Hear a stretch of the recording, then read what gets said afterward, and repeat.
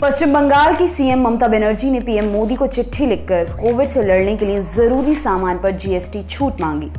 केंद्रीय वित्त मंत्री निर्मला सीतारमण ने इसका जवाब दिया है। जवाब में 15 ट्वीट किए।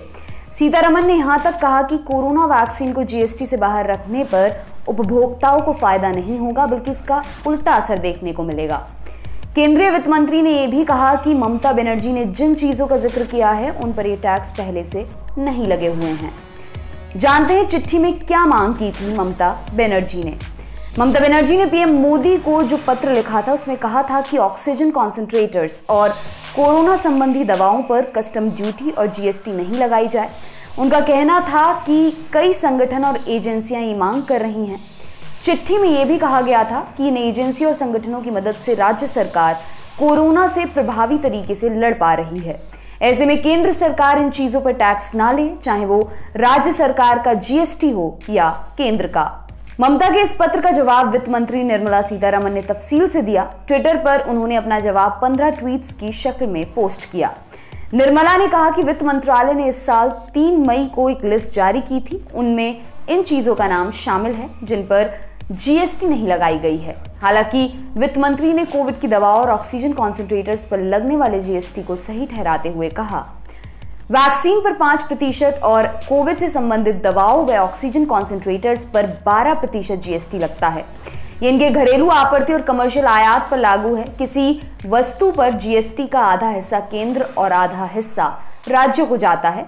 केंद्रीय यानी कि सीजीएसटी का 41% राजस्व राज्यों को दिया जाता है।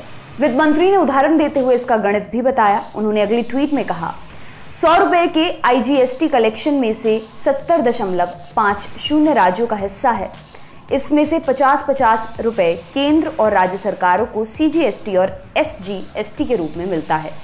वैसे ही वैक्सीन पर वसूले जाने वाले जीएसटी का 41% हिस्सा भी राज्य को दे दिया जाता है। इसका मतलब है कि 100 रुपए का कलेक्शन होने पर 70.50 रुपए राज्य को दिए जाते हैं।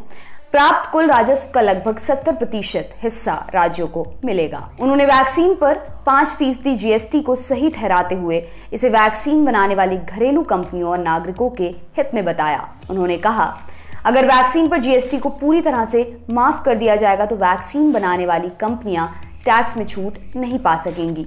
ऐसा होने पर वे वैक्सीन के दाम बढ़ा देंगी। 45 साल या उससे ऊपर वालों को भारत सरकार कोविड वैक्सीन मुफ्त में उपलब्ध करा रही है, लेकिन वह इस पर 5% जीएसटी भर रही है।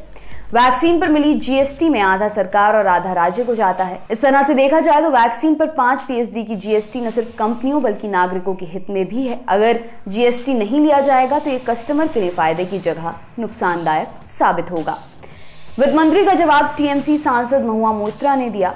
वित्त मंत्री के जवाब पर टीएमसी सांसद महुआ मोइत्रा ने फिर से सवाल खड़े कर दिए। उन्होंने भी 15 ट्वीट करके सिलसिलेवार तरीके से वित्त मंत्री निर्मला सीतारमण के तर्कों को खारिज करने की कोशिश की। उन्होंने पूछा कि कोविड से लड़ने के लिए जरूरी हर सामान और पूरी चेन को ही जीएसटी से बाहर क्यों नहीं रखा जाता। आम लोगों के साथ क्लिनिक और हॉस्पिटल को भी ये सब सस्ते में उपलब्ध कराया जाए। महुआ मोइत्रा ने वैक्सीन पर जीएसटी के लॉजिक को नकारते हुए कहा, सरकार जीएसटी भरकर पैसा खुद को ही वापस दे रही है। ये एक निराशाजनक तर्क है। जहां तक बात राज्य सरकार को पैसा देने की है तो केंद्र का राज्य को जीएसटी का हिस्सा देने का ट्रैक रिकॉर्ड अच्छा नहीं रहा है। केंद्र सरकार कहती है कि 100 में से 70.50 रुपए राज्य सरकारों को मिलते हैं। ऐसे में राज्य सरकार एक बड़े हिस्से का भार उठाने को तैयार है। केंद्र को 29.5% का भार उठाने में क्या दिक्कत है। 5% जीएसटी आम नागरिकों के हित में कैसे है। कोविड वैक्सीन से जुड़ी चेन जैसे कस्टम जीएसटी को टैक्स से फ्री करिए। हमें सबको जल्दी से जल्दी वैक्सीनेट करना है। बता दें कि महुआ मोइत्रा राजनीति में आने से पहले लंदन में एक इन्वेस्टमेंट बैंकर के तौर पर काम करती थी। उन्होंने अमेरिका से इकोनॉमिक्स और मैथ्स में डिग्री हासिल की है। आपके लिए तमाम जानकारी लाए हैं हमारे साथी अमित। मेरा नाम है दिव्यांशी। शुक्रिया।